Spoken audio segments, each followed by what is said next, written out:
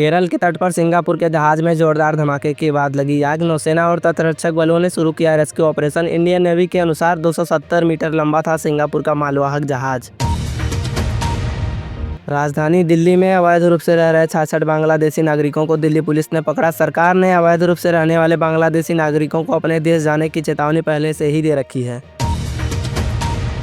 प्रयागराज के श्री मनकामेश्वर मंदिर में पैंट जींस पहनकर मंदिर परिसर में आने पर रोक, साथ ही महिलाओं के लिए साड़ी या सूट पहनकर आने के ही निर्देश जारी। भारत सरकार महिलाओं को आत्मनिर्भर बनाने के लिए चला रही है लखपति दीदी योजना, जिसके तहत महिलाएं बिना किसी ब्याज के 5 लाख रुपए तक का लोन ले सकती हैं। उत्तर प्रदेश के दक्षिणी और पश्चिमी क्षेत्रों में 9 से 11 जून के बीच लू चलने की आशंका। आगरा में 44 डिग्री सेल्सियस तक तापमान दर्ज किया गया। मणिपुर में मैतेई नेताओं की गिरफ्तारी के बाद बवाल और विरोध प्रदर्शन रोकने के लिए कर्फ्यू लागू किया गया। पूर्व मुख्यमंत्री बीरेंद्र सिंह ने लोगों से हिंसा से दूर रहने की अपील की।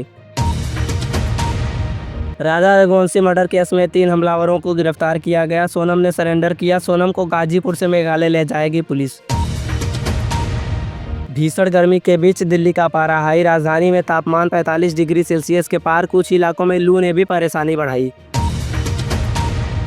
मुंबई के ठाणे में लोकल ट्रेन से गिरने के कारण 5 यात्रियों की मौत, साथ ही कई यात्री घायल। सुबह 7 बजे हुई यह घटना। असम में भारी बारिश और बाढ़ के कारण स्थिति गंभीर। बाढ़ के कारण असम के अब तक लगभग 20 लोगों की मौत। भारतीय क्रिकेटर रिंकू सिंह और सपा सांसद प्रिया सरोज की सगाई लखनऊ के सेंट्रल होटल में संपन्न। दोनों ने एक दूसरे को अंगूठी पहनाई। रिंकू सिंह और प्रिया सरोज की सगाई में सपा अध्यक्ष अखिलेश यादव, सांसद जया बच्चन, डिंपल यादव समेत कई दिग्गज नेता आशीर्वाद देने पहुंचे। सगाई कार्यक्रम में 300 से अधिक वीवीआईपी व्यक्ति मौजूद रहे।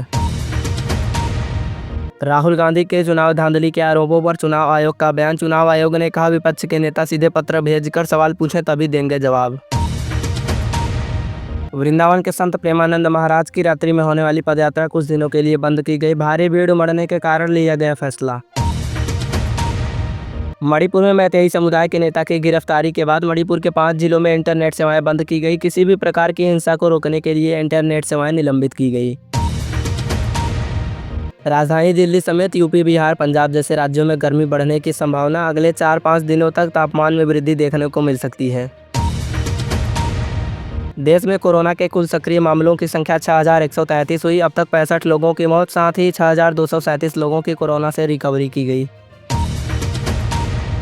आम आदमी पार्टी के सांसद संजय सिंह ने पीएम मोदी को लिखा पत्र लिखकर दिल्ली में हो रही बुलडोजर एक्शन पर रोक लगाने की मांग की गई।